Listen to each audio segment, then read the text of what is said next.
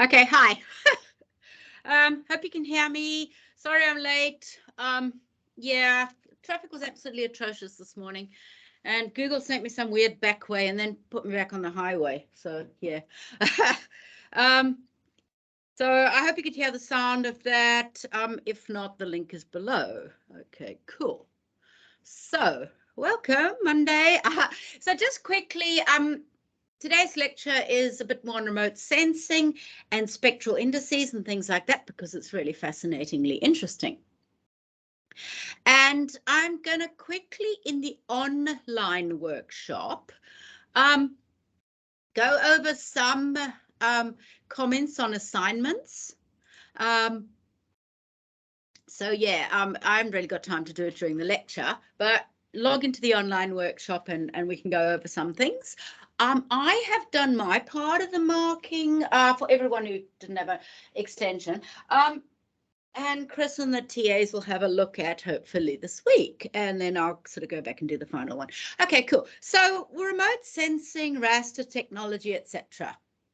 So there's been rapid increases in technology, and it's like daily almost sometimes, and it's incredibly awesome because if you love technology, well, yeah. But as the technology, so is the available image classification methods, and including really cool stuff like deep learning libraries and all sorts of stuff that just sort of like daily you can find stuff. So also improvements in hardware and capabilities and processing, and you can do larger data sets as well. Oh, okay. Oops. There you go. I hadn't got very far. Thanks, Rebecca. Yeah, too much of a rush. And then, of course, every light was red and blah, blah, blah, blah. So that was the picture that I was talking to, and the video, just watch that. Just click on the link later. It's actually really interesting. And I got another one later. Okay, cool. So more and more complex algorithms too. So there you can collect remote sensing data with satellites, with aeroplanes, and of course with drones as well, which is like incredibly awesomely cool. Okay. And also there's advances in sensors. So with advanced sensors, you can obtain imagery of remote places that contain multiple spectral bands with lots and lots of information about the location.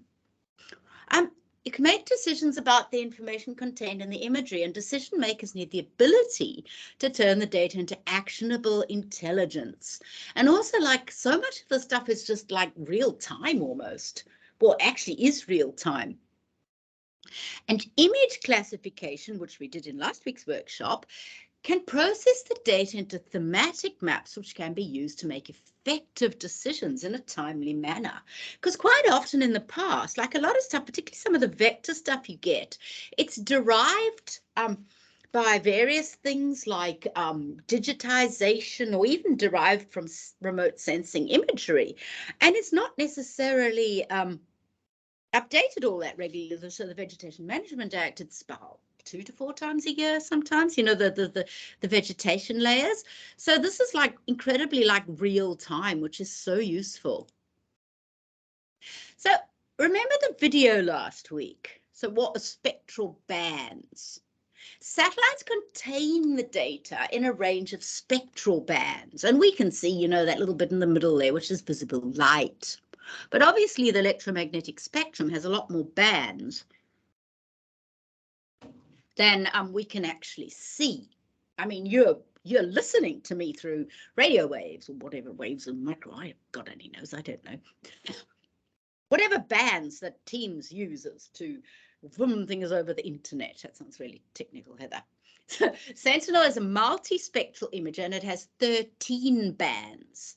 So the blue, green, and red and the near infrared channels have a 10-meter resolution. Then the red edge, the near infrared and the shortwave infrared have a ground sampling distance of 20 meters. And coastal aerosol and cirrus band have a 60-meter pixel size. Like ideally, I want like much more detailed satellite imagery because I'm a nerd and I like things as detailed as possible.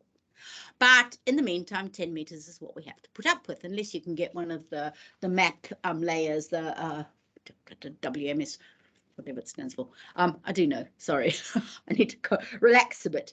Okay, cool. Now, a spectral index, and we sort of introduced a couple of them last week, but basically a spectral index is an equation that uses different bands of a satellite image per pixel or area. And spectral bands and indices are used to identify and analyze things that a human eye cannot see. So if I open up this one here, let me just open this one for your assignment too, because this other one I haven't got sort of like images on. Oh, I have, but so if I've got that, oops, let's shut down some of the stuff so you can see. Sorry, it's a bit slow. It's opening. So there is one of my classified things we did last week. Let's just turn it off. Wait for it to load all its stuff. Come on, you silly thing. You reset panes. It's not cooperating.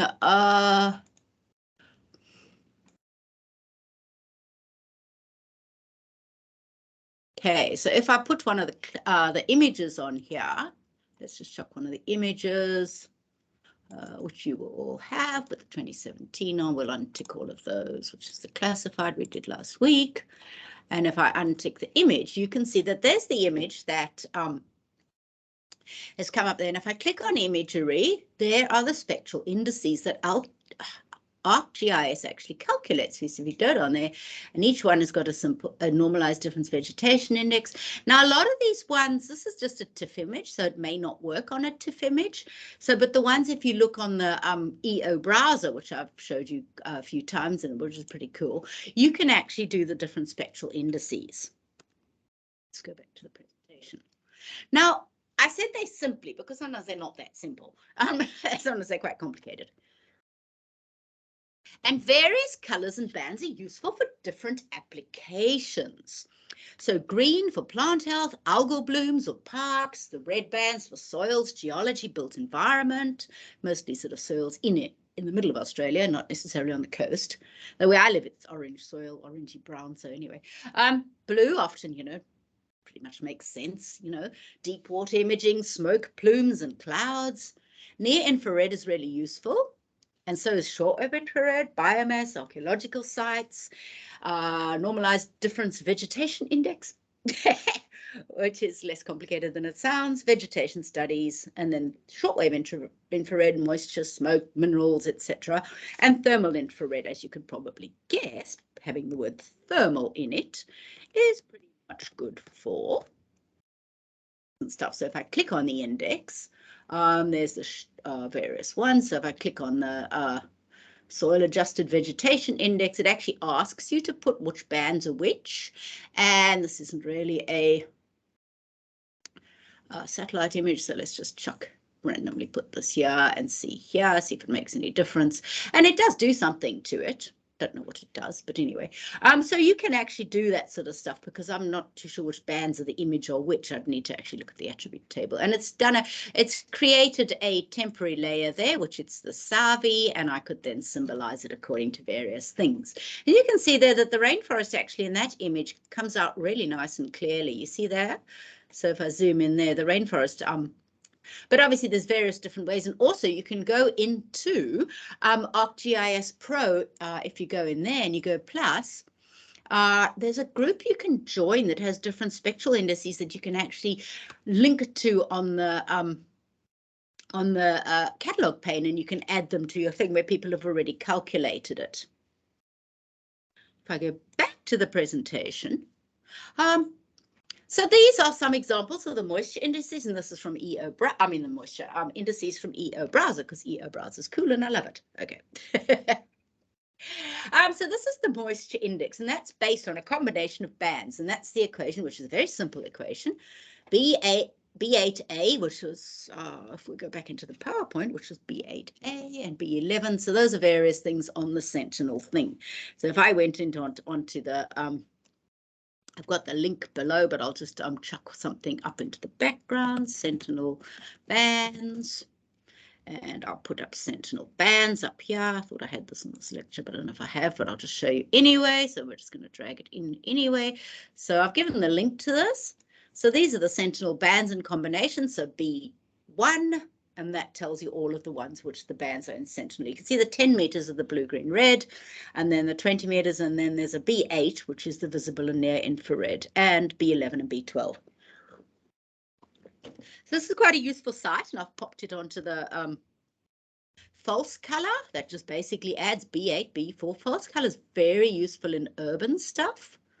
NDVI, it's pretty easy. Near infrared band minus red, infrared band, and then divide by divide. It's a very simple index to calculate. Is that NDVI? Yeah, I think so. Okay, so urban classified is a bit more complicated. Now, I actually want urban classified but it's too big, and it doesn't really sort of like have much sort of, I don't know, for the purposes I want it, I actually want it 10 meter, and it doesn't work. It's more like the 60 meter. So it's very clunky. But as you can see, the various things are quite useful. The ones that you can see, dark blue is wetter, and red is, it depends where the ocean you can just sort of like leave out a bit. But any waterways. But I showed someone in the workshop on Thursday at here in the Gold Coast, I put on the moisture index on the Sentinel browser for, just do this quickly, why ever not, because we are talking and it's fun. So if I go to Geo and I go into the EO browser, let's find it under my 7 million things. And we go to the moisture index, and I go to the Gold Coast. I'll just get there. Just chuck in the standard sort of, I'm just going to do it manually because it's quicker. We'll go into Australia. Let's just find here. Let's just find more or less Queensland, because it hasn't stopped raining for bloody months. And I thought it was clearing up this morning, and it didn't. So let's go. We'll just go default, and we will just search. Blah, blah, blah, blah. That one will do. Let's just chuck in this one. Can't see a thing because of the cloud. But if I look at the moisture index, let's look at the moisture index for this. It takes a bit of a while to load. Look at the moisture index. Oh, isn't it lovely? So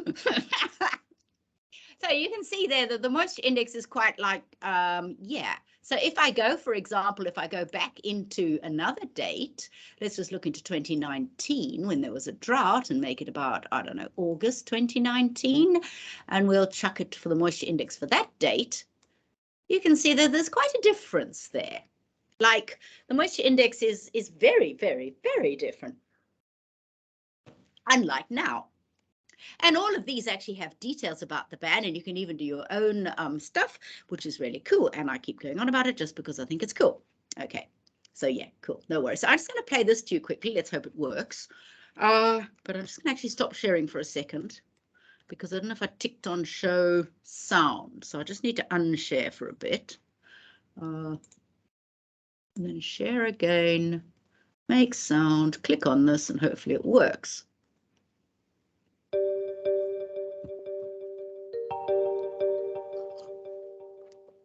A spectral index is used to render an image in a way that emphasizes a particular feature like vegetation. It does this by mathematically combining the spectral reflectance from two or more bands in a multi-band image. ArcGIS Online houses a spectral index library which contains raster function templates for a variety of indices supporting both visualization and analysis. These can be applied to your imagery in ArcGIS Pro or the Portal Map Viewer. The library of raster function templates are accessible through a public ArcGIS Online group, ArcGIS Spectral Index Library.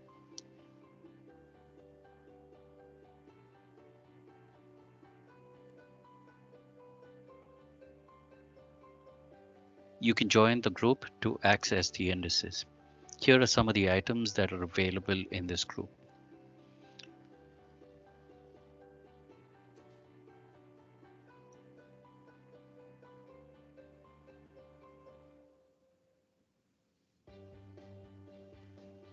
These indices can be accessed and applied to imagery through ArcGIS Pro.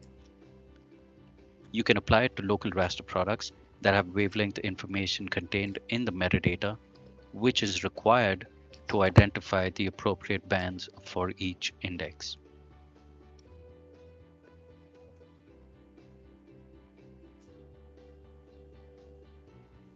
The indices can be accessed through the catalog pane. Head over to Portal and you should see the group you have just joined, ArcGIS Spectral Index Library. We can pick an index to apply, pick the layer, and here's the result, a visual NDVI representation of this Landsat scene. We just applied the raster function template to a local dataset.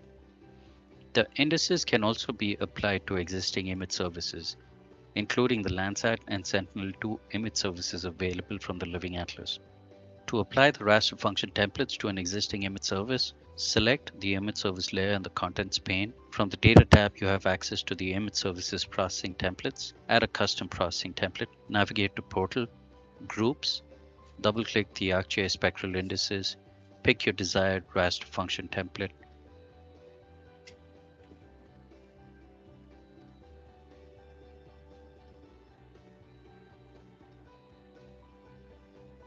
and here's a visual representation of the spectral index.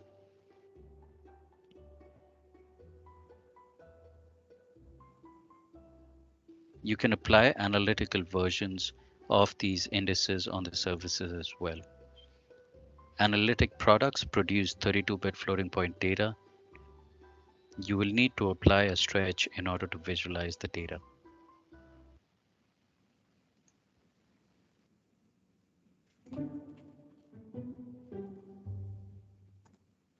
So that was pretty cool.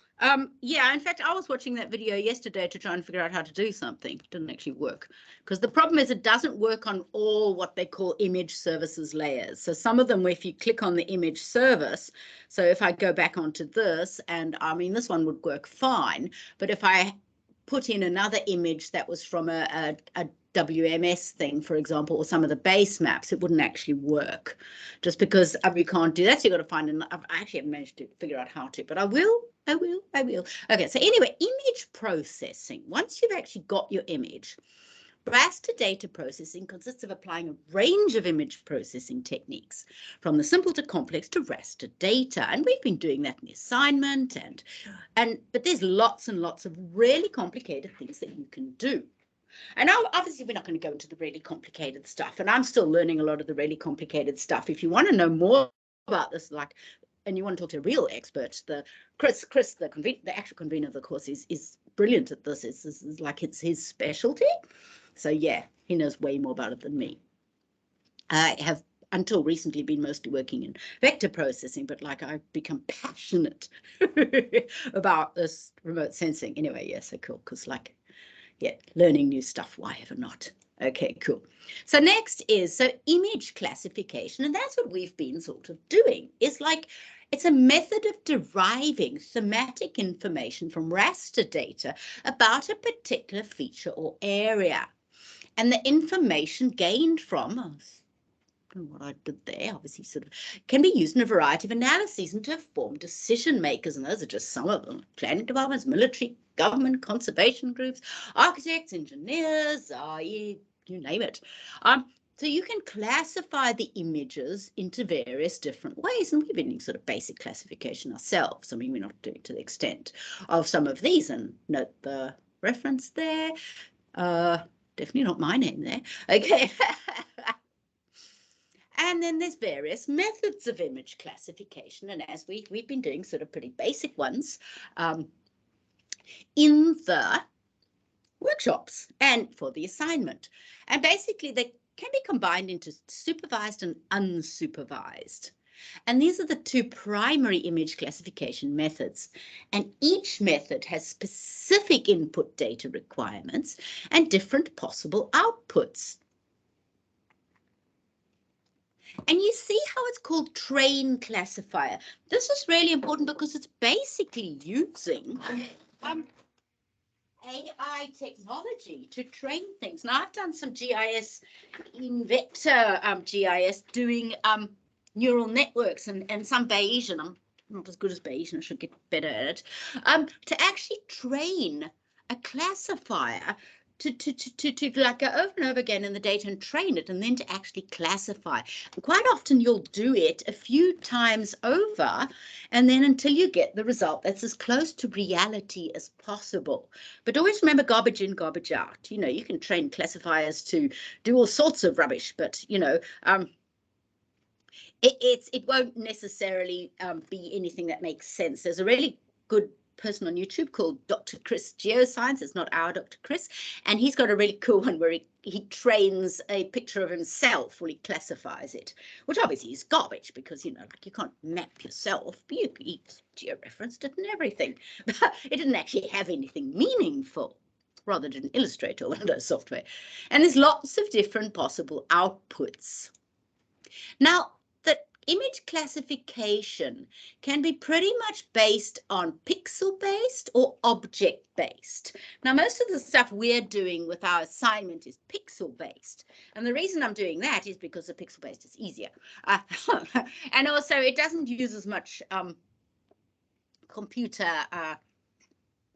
RAM and stuff. Sorry.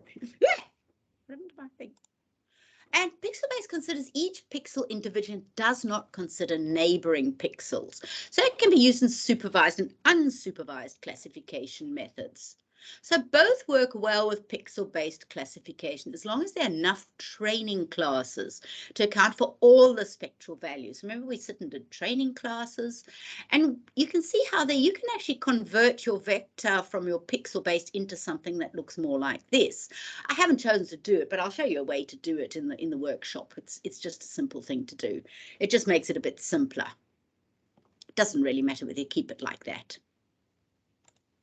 Now, object-based user input is required to specify the object which is representative of ground features according to spectral and spatial data.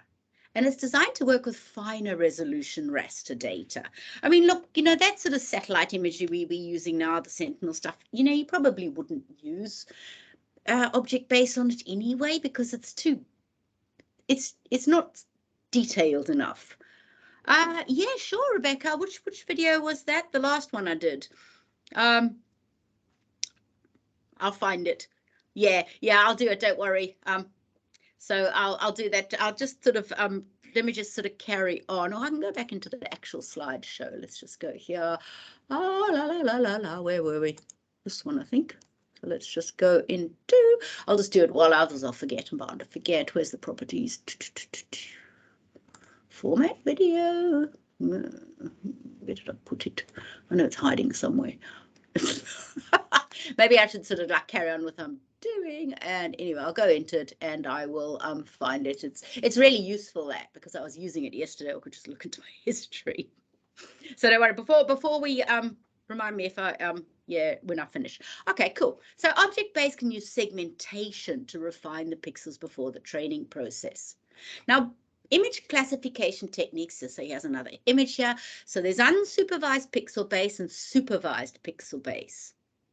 And the spatial resolution of the unsupervised pixel based, one of the ones I did in the workshop yesterday was using SVM to look at in the wizard, and that was coarse and the training time wasn't very supervised is area, final, coarse and fair. Object base, it takes a long time, and deep learning object base. Now I'm not actually doing any of these because it takes too long, and a lot of the work computers, or if you've got slower computers, is not going to work on your computer. So that's why we're just doing basically some of the simpler methods. Now, a supervised pixel-based image classification, which is what we've been doing. I'm drinking coffee. It's already gone cold. So there's the workflow, the configure. So you indicate which classification method and type, and you're able to specify the classification schema and the output location. So let's just turn off this. So if we're going in here, we're going to go into our imagery and we're going to go classification tools. We've got our training sample. So if we do the classification, There's the classifier, our training samples, or I don't know, whichever one we have, segmented image and all of that sort of stuff. So basically what we're doing there is we are configuring, then you train the classifier. So we add the training samples, which we've already derived. You can define your own schema, which is what we did last week and the week before, and then you classify the raster. Now, what you can do is merge the classes. Now, I generally don't, I mean, for this, I wouldn't really even bother with merging classes, and you can also reclass that. You can see any reclassification and merging. I might do that actually next week, because next week's just a bit of a sort of an overview and working through assignments. So I might go through some of that sort of stuff next week. But anyway, for the moment, that's sort of like some of the, we've only really just done those ones, and we can convert, this week we'll convert it to vector, and then we're going to add a couple of fields and that sort of stuff and all sorts of pretty stuff, which we did in the first part of the course, so it's easy. Okay. There's different types of classification there that you can also see, and also notice the author of these papers. And there's hyperspectral. Satellite 2 is a hyperspectral. And you see there he's actually used SVM, which is, what's the stupid thing called again? Support vector machine. I forget all these, and then something called pulsar, which is another type of satellite. So there's SVM using different things, multispectral image classification, and you can also do time series one. I found some really cool things. And there's a Markov chain and cellular automata models, and it sounds technical. Now these are, no, I'm mixing up Markov chains with Merkle tree databases, which is a completely different thing. Okay, anyway, getting confused. So yeah, no, it's like there's awesomely cool stuff that you can do with this. When I show the next, what is that? I'll find the video and I'll put it in the chat. So also, I'm just going to quickly play this as well because it's really interesting and it explains a lot of stuff.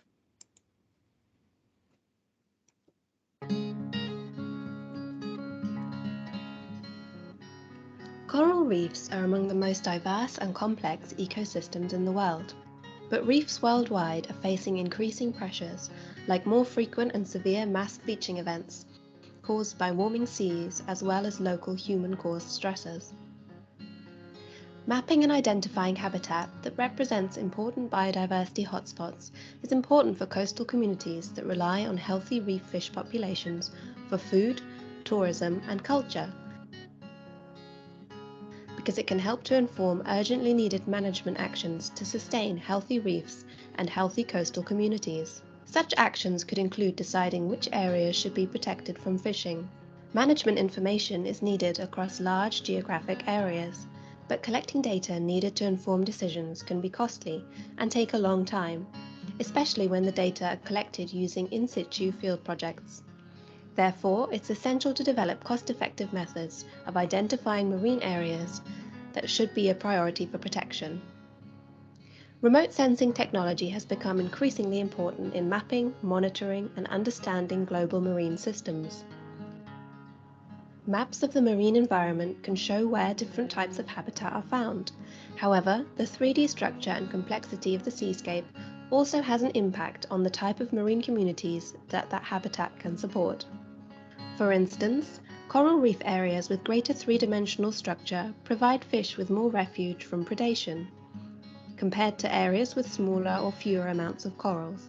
So being able to find these important safe havens for fish is crucial to identifying biodiversity hotspots, areas of greater potential fish biomass, and coral reef locations to prioritize as areas of high conservation value. A recent paper in Remote Sensing in Ecology and Conservation looked at combining both 2D and 3D seascape models to improve the method for identifying reef locations that should be a priority for management actions. Fish surveys in the main Hawaiian Islands were conducted at 625 sites. The selected areas had a variety of habitat types, ranging from extensive coral to large boulder habitat to seagrass beds, and also represented a range of management regimes, human population pressures, and shoreline exposure. Some were in marine protected areas. Divers surveyed the amount of fish, species diversity, and biomass in each of these 625 sites. Two-dimensional habitat maps were created for each site from satellite images, and three-dimensional maps were created using LiDAR. LiDAR, light detection and ranging, is a remote sensing technology that can be used to measure high-density depth measurements of the seafloor, and from this, scientists can construct a 3D model of the seafloor habitat. One laser pulse reflects back off the surface of the ocean and is picked up by a sensor which can tell how far away it is by how long the laser beam took to come back. A second laser pulse penetrates to the seafloor and reflects back to the sensor. Because we know the speed of light, the time difference between the ocean surface return and seafloor return can help to measure seafloor depth. Then the 3D shape of the seafloor can be recreated by integrating many of these LiDAR depth soundings.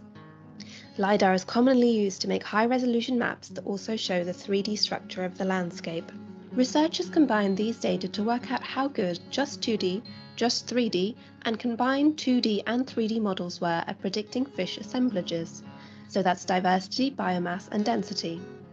It was concluded that three-dimensional LiDAR combined with two-dimensional satellite data supported more robust predictions of fish assemblages than 2D or 3D alone.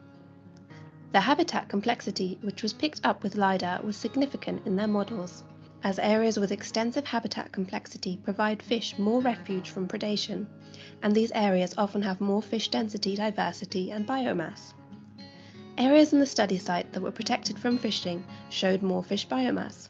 Therefore, creating marine protected areas in locations with complex 3D reef structures should be a management priority, and remote sensing technology can help coral reef managers identify these important areas along our coastlines. Using these remote sensing methods could help inform marine management decisions and could also advance seascape ecology by providing a cost-effective approach to forecasting potential impacts to fish communities caused by changes to the reefs, for example through hurricanes, human activity, climate change, and ocean acidification. This will help us to sustain and protect our coral reefs.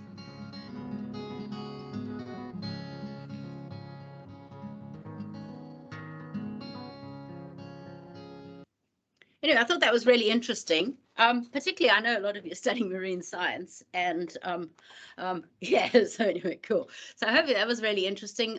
Yeah, and the sort of like remote sensing nowadays is just like so much awesomely cool stuff. I'm just going to turn my email on the back because whilst I was watching this, I sent myself an email with the name of that link, which I still can't find. Okay, anyway, should come. I wonder if I got so many emails. Yeah. Okay, there we go. I'm going to pop that into the thing just because, and that's really useful, that, because, sorry,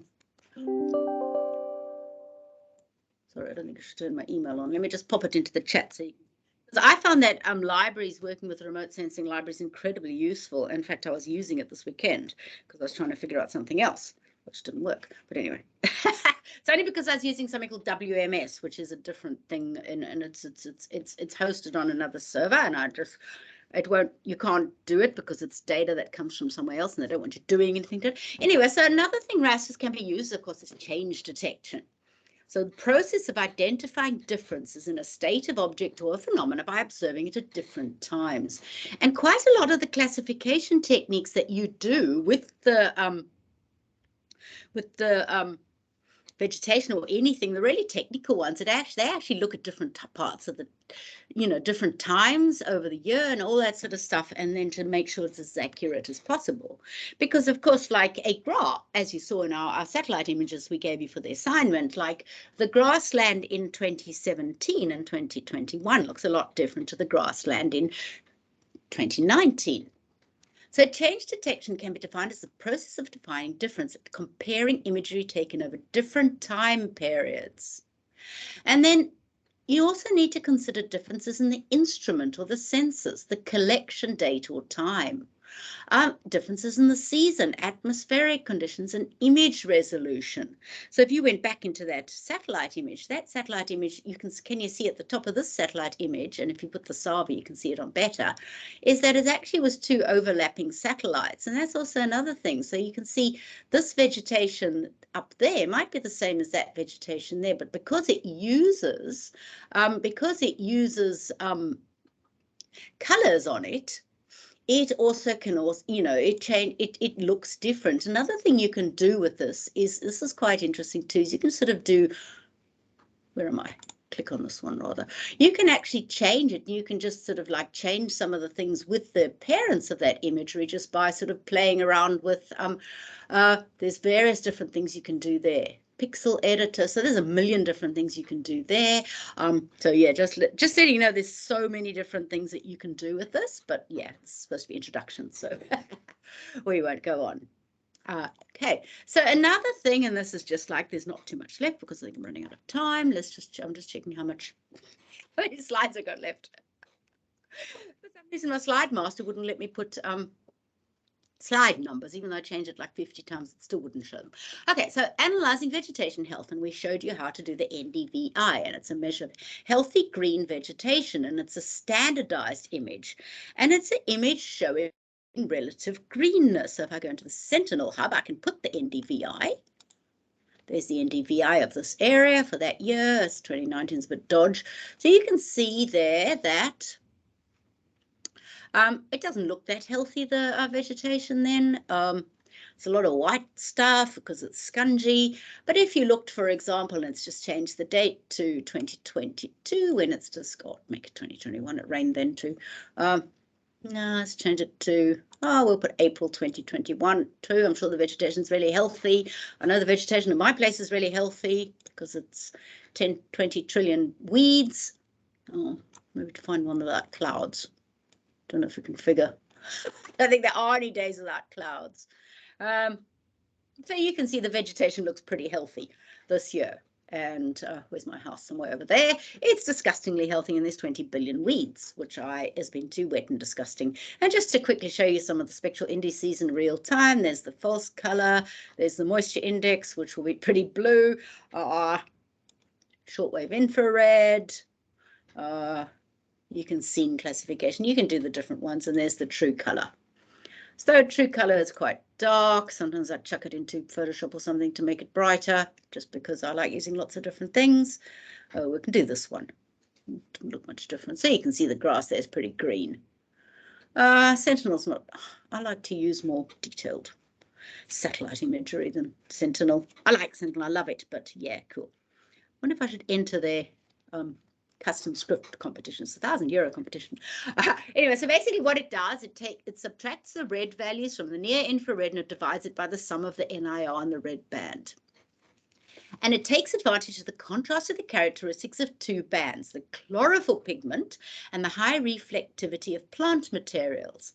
The differential reflection of the red and infrared IR bands enables you to monitor density and intensity of green vegetation growth.